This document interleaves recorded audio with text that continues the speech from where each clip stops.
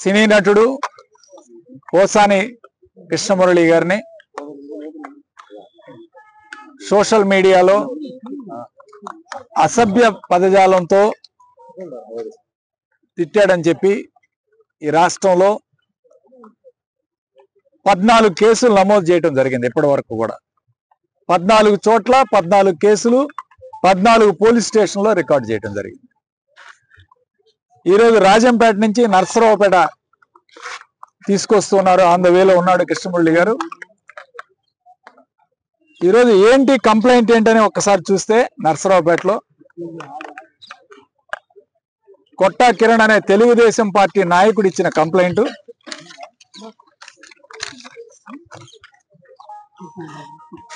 పదకొండు 1/1/2023 తేదీన సినీ నటుడైన కృష్ణమురళి గారు సోషల్ మీడియాలో మా నాయకులైన చంద్రబాబు నాయుడు గారు, పవన్ కళ్యాణ్ గారు, లోకేష్ బాబు గారిపై అసభ్య పదజాలంతో పోస్టులు పెడుతూ వారిని అవహేళన చేసే విధంగా వారి మాట తీరు, వారి ప్రవర్తన ఉందన్న వారిపై చట్టపరమైన చర్యలు తీసుకోవాల్సిందిగా కోరుచూ ఆయన ఒక కంప్లైంట్, అది ఏది 23లో అంటే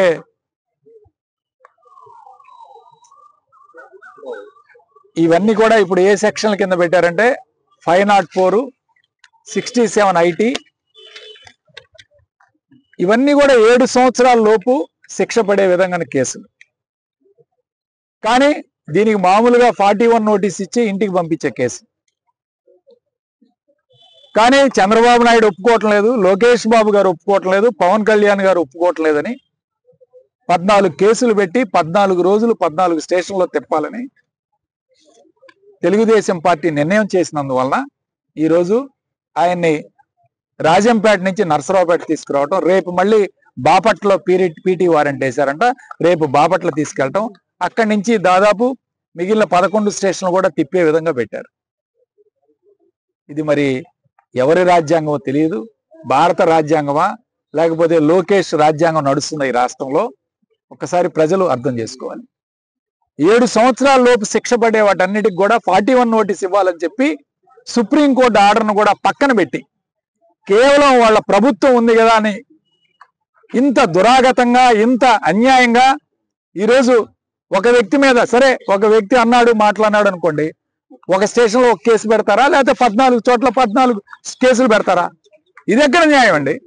14 చోట్ల 14 కేసులు పెట్టే విధంగా ఈరోజు ఈ రాజ్యాంగాన్ని ఇంత దుర్వినియోగం చేస్తున్నారే, ఎంత అన్యాయంగా ఈరోజు ప్రవర్తిస్తున్నారు చంద్రబాబు నాయుడు, లోకేష్. పోలీస్ యంత్రాంగాన్ని అంతా కూడా వాడుకుంటూ ఈరోజు ఇలాంటి తప్పుడు కేసులు పెట్టించి, అది కూడా FIR కూడా కేవలం అసభ్య పదజాలంతో తిట్టాడని మాత్రమే రాశారు. అంతకు మించి ఎవిడెన్స్ లేదు, దానికి సాక్ష్యాలు లేవు, ఎక్కడా లేదు. ఒకే ఒక్క మాట, అసభ్య పదజాలంతో మా నాయకులను తిట్టాడు అని కంప్లైంట్ ఇచ్చారు. దీనికి నిజంగా చట్టపరమైన ఎవరైనా తిడితే ఏం చేస్తారండి? మన ఇంటి పక్కన ఉన్నోళ్ళు లేకపోతే మనకి వ్యతిరేకంగా ఎవరైనా మాట్లాడినప్పుడు తిడితే పోలీస్ స్టేషన్ కంప్లైంట్ ఇస్తే వాళ్ళని పిలిచి మందలించి పంపిస్తారు, లేదా కేసు పెట్టాలనుకుంటే 41 నోటీస్ ఇచ్చి పంపిస్తారు.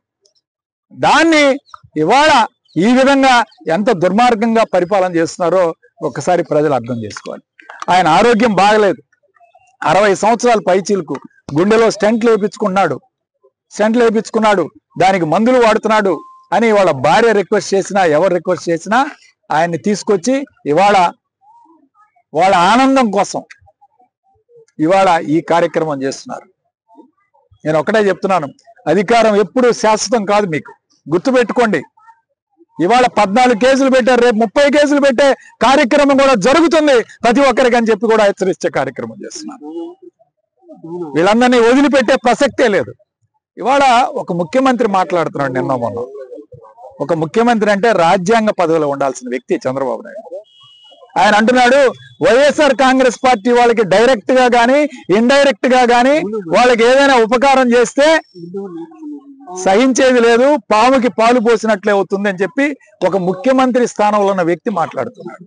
అంటే ఆయన వైఎస్ఆర్ కాంగ్రెస్ పార్టీ ప్రజలకు ముఖ్యమంత్రి కాదా? ఈ రాష్ట్రానికి ముఖ్యమంత్రి కాదా?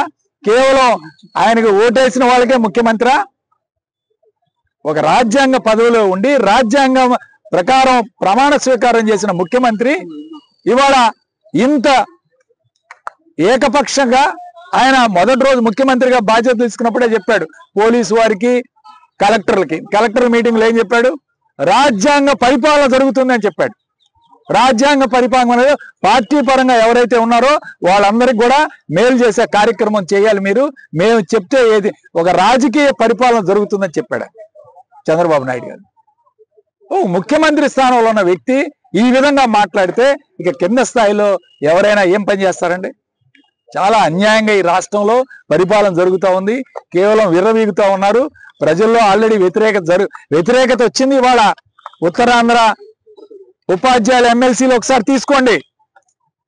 ప్రభుత్వంలో ఉన్న వాళ్ళందరూ కూడా చెప్తున్నాం, టీచర్స్ ఎమ్మెల్సీలో మొదటి ప్రాధాన్యత ఇప్పటి వరకు లెక్కించిన మొదటి ప్రాధాన్యత వేటులో ఈ కూటమి ప్రభుత్వ క్యాండిడేట్ కన్నా కూడా పిఆర్టీయూ క్యాండిడేట్ దాదాపు 500 ఓట్ల ఆధిక్యతలో ఉన్నాడు.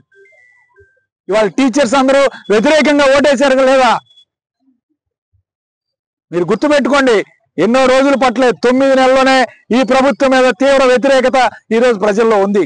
కానీ ప్రజలు ఎవరో అప్పుడే బయటపడరు. చాలా సమయం ఉంది కాబట్టి ఖచ్చితంగా మీరు ఒళ్ళు జాగ్రత్త పెట్టుకొని మీకు అధికారం ఇచ్చారు కదా అని మీరు ఇష్టం వచ్చినట్టు కేసులు పెట్టే కార్యక్రమం చేసి ఎప్పుడో 23లో పెట్టిన కేసులు 22లో కేసును పెట్టు. ఈరోజు రొంపచర్ల పోలీస్ స్టేషన్లో కూడా 23లో పెట్టిన కేసు బయటికి తీసి వాళ్ళు ఓపెన్ చేశారు. ఇవాళ కేసులు పెడితే మీరు రాజీ చేసుకుంటారా లేదని ఒక డిఎస్పీ స్థాయి ఎస్పీ స్థాయి పిలిచి వార్నింగ్లు ఇచ్చి వైఎస్ఆర్ కాంగ్రెస్ పార్టీ వాళ్ళ చేత రాజీ చేయించుకునే కార్యక్రమం చేస్తూ ఉంటారు. వాళ్ళని భయపెట్టి భయాందోళనకు గురి చేసి ఈ విధంగా ఈరోజు అధికారంలో భయపెట్టాలి, వైఎస్ఆర్ కాంగ్రెస్ పార్టీ నాయకులను భయపెట్టాలి. వల్లభనేని వంశీని అరెస్ట్ చేశారు, ఆయన్ని పీటీ వారెంట్ మీద తీసుకెళ్తున్నారు. పోసాని కృష్ణమురళి, మొన్నటిదాకా సోషల్ మీడియా సుధారాణి. ఈరోజు ఒకటే చెప్తున్నాను, ఎవరు భయపెట్టడానికి ఇక్కడ ఎవరు లేరు. వైఎస్ఆర్ కాంగ్రెస్ పార్టీ నాయకులు కానీ కార్యకర్తలు కానీ అందరూ కూడా ధైర్యంగా ఉన్నారు. ఖచ్చితంగా వైఎస్ఆర్ కాంగ్రెస్ పార్టీ మళ్ళీ అధికారంలోకి రావటం ఖాయం. ఖచ్చితంగా వీళ్ళందరికీ కూడా బుద్ధి చెప్పడం కూడా ఖాయం అని చెప్పి ఈరోజు హెచ్చరిస్తూ పోసాని కృష్ణమురళి గారు ఈరోజు నర్సరావుపేట వచ్చినందున రానున్నందున ఈరోజు అందరూ కూడా ఈరోజు లాయర్లు అందరూ కూడా ఇక్కడ ఉన్నారు. ఖచ్చితంగా ఆయన బెయిల్ కోసం మేము ప్రయత్నం చేస్తాం, బెయిల్ తీసుకునే కార్యక్రమం కూడా చేస్తాం. అందరి సహకారంతో ఖచ్చితంగా వైఎస్ఆర్ కాంగ్రెస్ పార్టీ ఆయనకు అండగా నిలబడుతుందని తెలియజేస్తూ సెలవు తీసుకుంటాం.